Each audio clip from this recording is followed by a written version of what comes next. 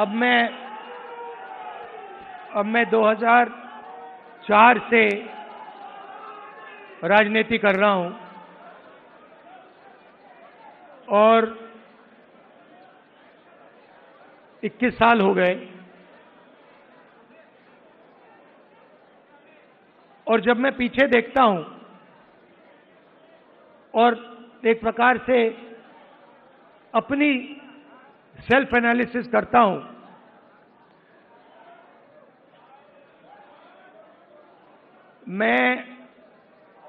मैंने कहां कहां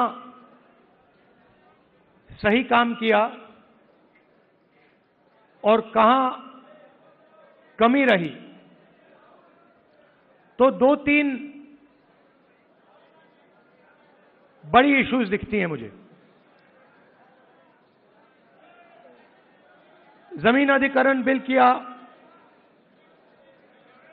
मनरेगा किया, भोजन का अधिकार किया, ट्राइबल बिल, न्यामगिरी की लड़ाई लड़ी। अगर मैं अपने आप के बारे में सोचूं तो मैं कहता हूं ये काम मैंने सही किया। और जहां तक कमी रह सकती है, मगर जहां तक मैंने, चाहे वो आदिवासियों की बात हो, दलितों की बात हो, माइनॉरिटीज की बात हो, वहां पे मुझे लगता है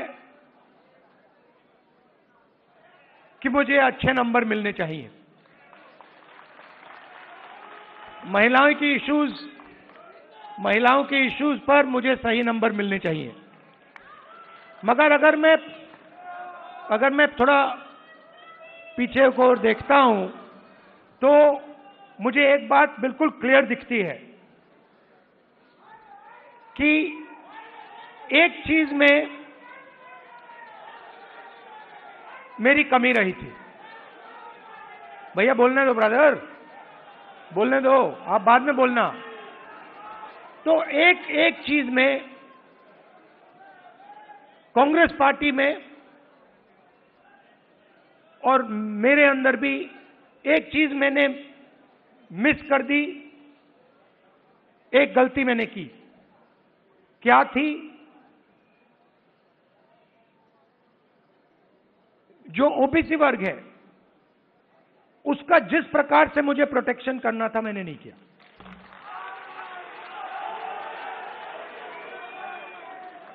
क्योंकि अगर, और इसका कारण था आपकी जो इश्यूज थी उस समय मुझे गहराई से नहीं समझ आई। मैं स्टेज से कह देता हूं कि 10 साल पहले, 15 साल पहले जो दलितों के सामने कठिनाइयां थी वो मुझे अच्छी तरह समझ आ गई। वो शायद वो ज्यादा आसान है समझना, वो क्लियर है। अनटचेबिलिटी, उनकी हिस्ट्री है, तो एकदम पता लग जाता है। आदिवासियों की भी इश्यूज आसानी से समझ आ जाती हैं। आप उनके इलाके में जाइए, जंगल, जल, जमीन बिल्कुल सामने दिखता है। मगर ओबीसी की जो इश्यूज हैं, जो मुश्किलें हैं, वो छुपी रहती हैं, आसानी से नहीं दिखती हैं। मेरी रिग्रेट क्या है कि अगर मुझे आपकी हिस्ट्री के बारे में, आपकी इश्यूज के बारे में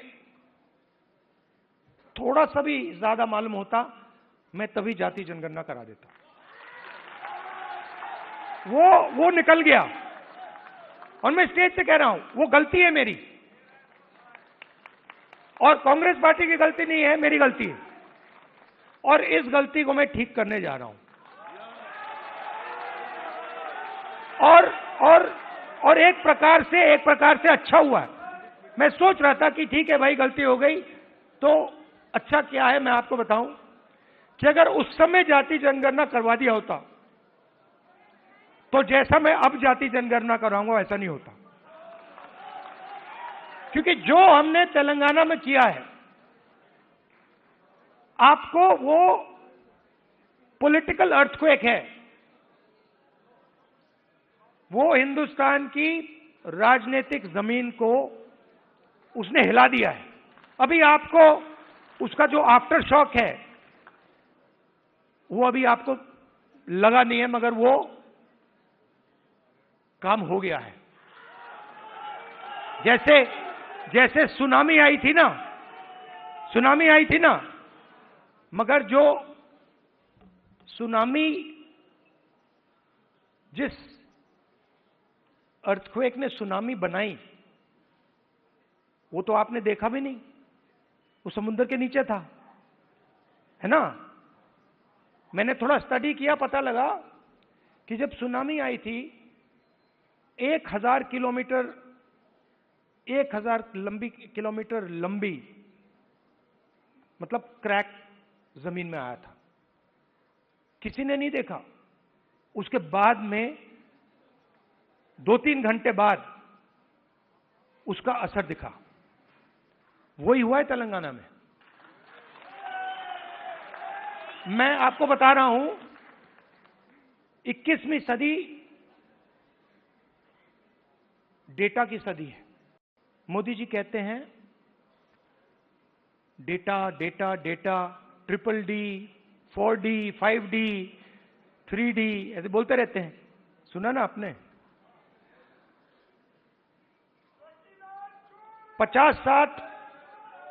50-60 साल पहले अगर आप पूछते पावर कहां से आती है, लोग आपको कहते पावर तेल से आती है, ब्लैक गोल्ड कहते थे उसको। जिस देश के पास तेल है उसके पास पावर है, वो पूरी दुनिया को कंट्रोल कर सकता है। अगर वही सवाल आज आप पूछें तो ब्लैक गोल्ड नहीं है, आज का तेल डेटा है। और डेटा कंपनियों के पास होता है। आप रिलायंस के पास जाइए, अमेज़न के पास जाइए, वो आपको डेटा दिखा देंगे। किसी भी अस्पताल में चले जाइए, आपको वो डेटा दिखा देंगे। मगर जो डेटा आज तेलंगाना सरकार के हाथ में आ गया है उसका देश में कोई मुकाबला नहीं है। आज तेलंगाना में हम आपको बता सकते हैं, हम आपको 1 मिनट के अंदर बता सकते हैं कि तेलंगाना की सारी कॉर्पोरेट्स में, उनकी सारी मैनेजमेंट में कितने ओबीसी हैं, कितने दलित हैं, कितने आदिवासी हैं।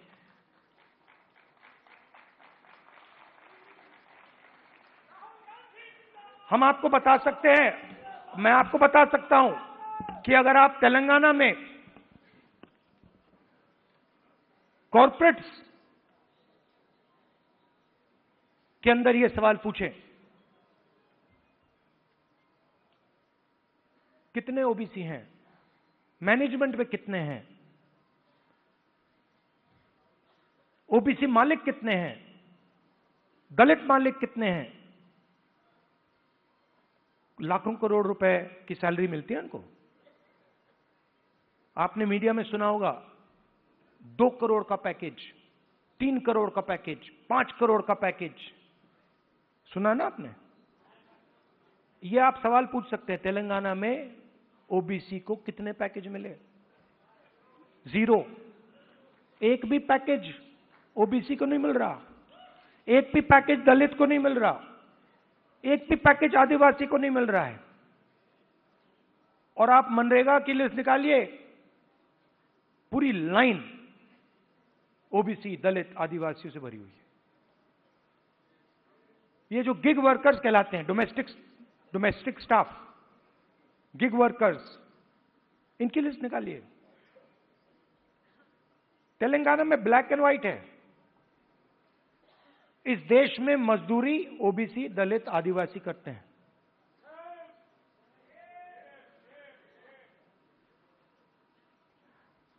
बघेल जी ने बहुत अच्छी बात बोली, उत्पादक शक्ति। मतलब देश को चलाता कौन है? देश को, उसकी, किसी भी देश को उसकी उत्पादक शक्ति चलाती है।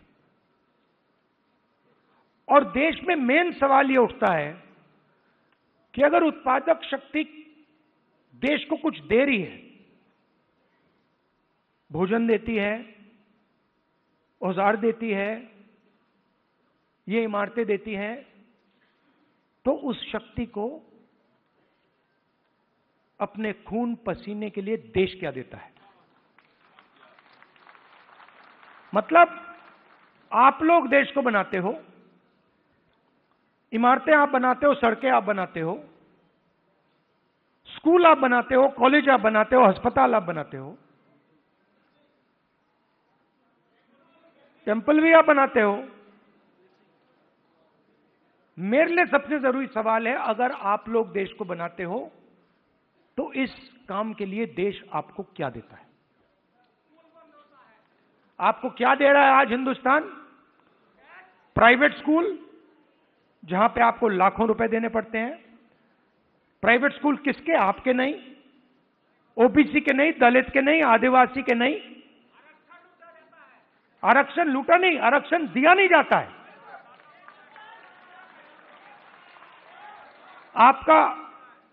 आपके जो ऑफिसर्स हैं आइडियलिज्म के साथ अंदर आते हैं, भर्ती होती है, आइडियलिज्म से आते हैं और फिर आस्ते आस्ते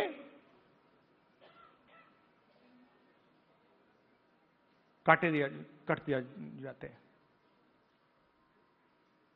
ACR, annual confidential report, OBC, Dalit, Adivasi अफसरों को हत्या करने का तरीका। रिजर्वेशन आपको दी गई है, मगर फाइनेंशियल मिनिस्ट्रीज को देखिए, डिफेंस मिनिस्ट्री, फाइनेंस मिनिस्ट्री, बड़ी बड़ी मिनिस्ट्रीज को देखिए, और वहां पे आप नेशनल लेवल, मैंने चेक किया, वहां पे मुझे ओबीसी, दलित, आदिवासी नाम बता दो। मैंने मजाक किया, बजट बना, मिठाई बांटी जा रही थी, याद है आपको? हलवा बांटा जा रहा था, 11 लोग थे वहां पे, 90% आप लोग हो, 50-55% ओबीसी, 15% दलित, 9% आदिवासी, कोई नहीं वहां पे। हलवा बट रहा है, वो खा भी रहे हैं। आप प्रोडक्टिव फोर्स देश की, वो हलवा में जो चीनी गई वो आपने बनाई।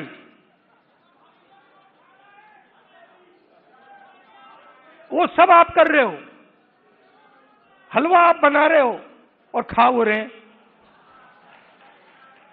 तो अब मैं ये नहीं कह रहा हूं कि उनको हलवा नहीं खाना चाहिए, उनको भी खाना चाहिए, मगर भैया आपको भी थोड़ा मिलना चाहिए ना।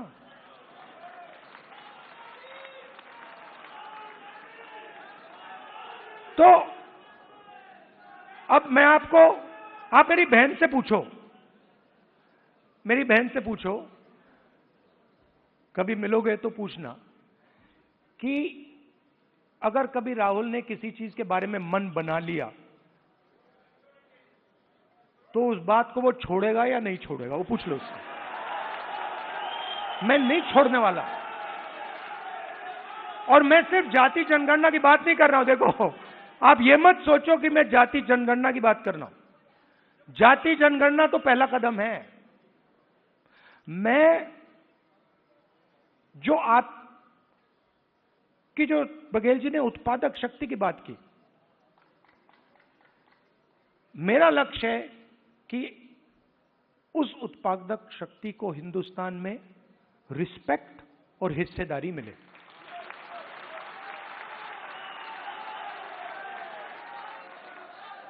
तो आपको लगना चाहिए, हिंदुस्तान के किसान को लगना चाहिए। आज आप हिंदुस्तान के किसान से पूछो, आपके बेटे के लिए क्या सपना है, आप क्या सोचते हो, आपका बेटा क्या करेगा? वो आपको कहेगा मजदूरी करेगा।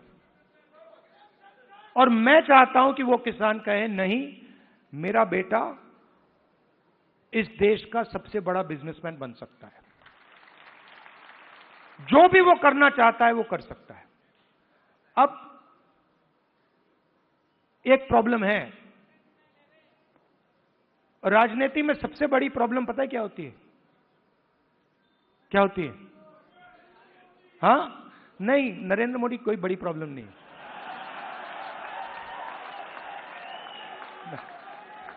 वो नहीं,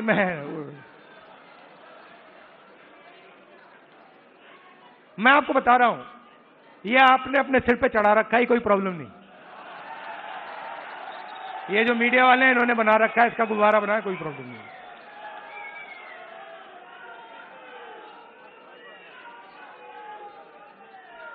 अब पहले तो मैं मिला नहीं था, अब 2-3 बार मैं मिल भी लिया हूं, बात समझ गया हूं मैं, कुछ नहीं उसमें।